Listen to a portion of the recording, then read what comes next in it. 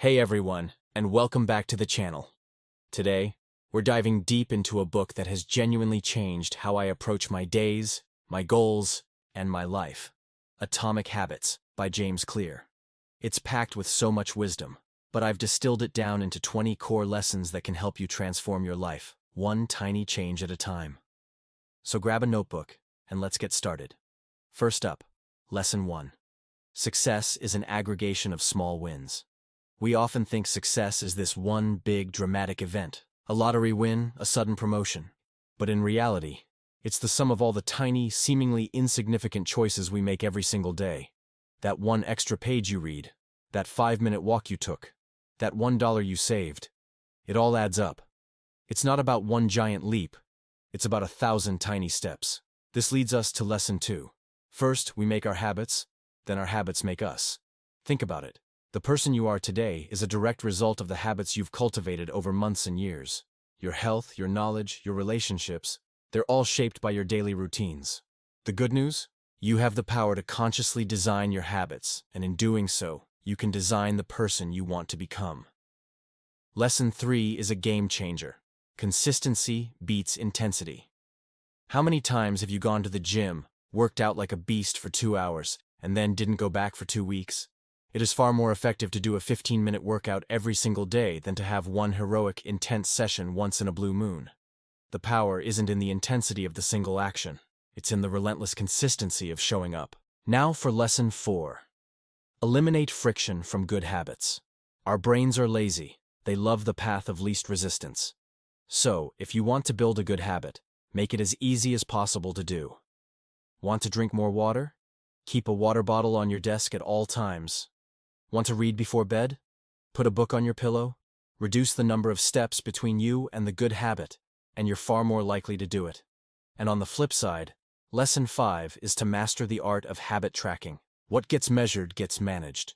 Tracking your habits provides immediate evidence of your progress, which is incredibly motivating. A simple X on a calendar for every day you complete a habit creates a chain. And once you have a chain going, you won't want to break it. It makes your progress visible and satisfying. Lesson 6 ties directly into this. Optimize your work environment. Your environment is the invisible hand that shapes your behavior.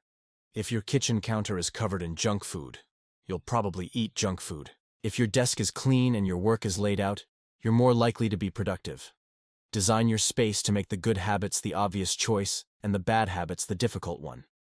This brings us to a crucial reality check. Lesson 7. Good habits take time to form. We live in a world of instant gratification, but real, lasting change doesn't happen overnight. It can take months for a new habit to become automatic. So be patient with yourself. Don't get discouraged if you don't see massive results in the first week. Trust the process and keep showing up. Lesson 8 is about who you surround yourself with. Choose your social circle carefully. We are the average of the 5 people we spend the most time with. The habits and standards of your friends, family, and colleagues will rub off on you. If you want to adopt better habits, surround yourself with people for whom those habits are the norm. Their behavior will pull you up. Now for a word of caution, Lesson 9. Don't fumble hard-earned progress. Once you've built momentum, protect it. A common trap is the what the heck effect. You miss one day at the gym, and you think, oh well, what the heck, I'll just eat this entire pizza. The rule is, never miss twice. Missing once is an accident. Missing twice is the start of a new bad habit. Get back on track immediately. Lesson 10 is a powerful principle. Make the path of least resistance. This is the inverse of eliminating friction for good habits. For bad habits, you want to increase friction. Want to watch less TV? Unplug it after each use and put the remote in another room. Want to stop scrolling on your phone at night? Leave it to charge in the kitchen. Make it inconvenient to do the things you want to stop doing. Sometimes, we need a little help, which is Lesson 11. Find an accountability partner. It's easy to let ourselves down, but it's much harder to let down someone we respect. Sharing your goals with a friend and asking them to check in on you adds a layer of social pressure that can be incredibly effective. Knowing someone is going to ask you, "Did you do it?" can be the push you need. Lesson 12 is about mindset. Fall in love with the process. Goals are great for setting a direction, but it's the daily process, the system, that gets you there. If you only focus on the goal, you're in a constant state of not there yet.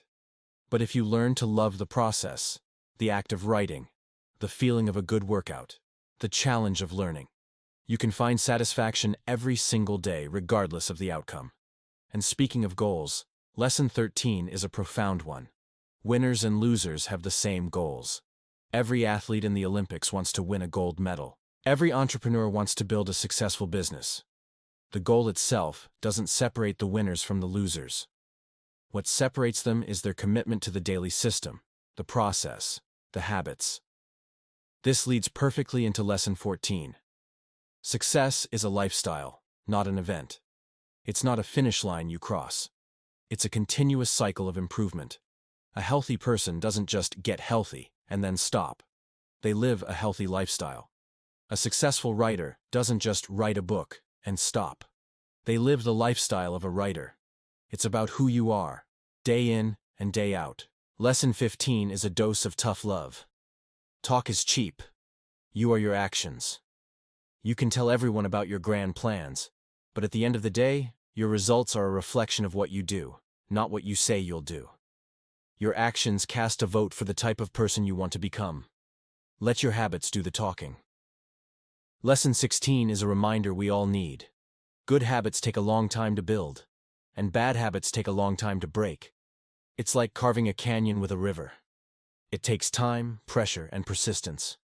Don't expect to undo years of programming in a few days. Celebrate the small wins and commit to the long game. This is where identity comes in. Lesson 17. Your identity is your future. The most powerful way to change your habits is to change your identity. Instead of saying, "I'm trying to quit smoking," say, "I'm not a smoker." Instead of, "I'm trying to eat healthy," say, "I'm a healthy person." When your habits become part of your identity, you're no longer fighting for change. You're simply acting in alignment with who you are. Lesson 18 explains why we sometimes feel stuck. Results are a lagging indicator of habits. You can be doing all the right things for weeks or months without seeing a tangible result. It's like an ice cube in a room that's slowly warming up. Nothing happens from 25 to 31 degrees, but at 32 degrees, it starts to melt. Your efforts are accumulating, and the results will eventually break through. You have to trust that the work is working, even when you can't see it yet. This is why Lesson 19 is so important. Trajectory is more important than current position. Where you are right now is less important than the direction you're heading. A person making a tiny 1% improvement every day will be in a vastly different place a year from now than someone who is stagnant or declining, even if that second person started from a better position. Focus on your trajectory. And finally, the master lesson, number 20. You do not rise to the level of your goals. You fall to the level of your systems. You can have the most ambitious goals in the world, but on a day when you're tired, stressed, or unmotivated, you won't perform at your goal level. You'll default to whatever your system, your base-level habits, will allow. Strong systems are what carry you through the tough days and ensure progress over the long term. So there you have it. 20 powerful lessons from Atomic Habits. It's all about starting small, being consistent, designing your environment, and building an identity that supports your goals. Change doesn't have to be overwhelming. It can be atomic. Thank you so much for watching. I hope you found this breakdown helpful. If you did, please give this video a thumbs up, and let me know in the comments which lesson resonated with you the most. And of course, if you want more content like this, be sure to hit that subscribe button and turn on notifications. Thanks again, and I'll see you in the next one.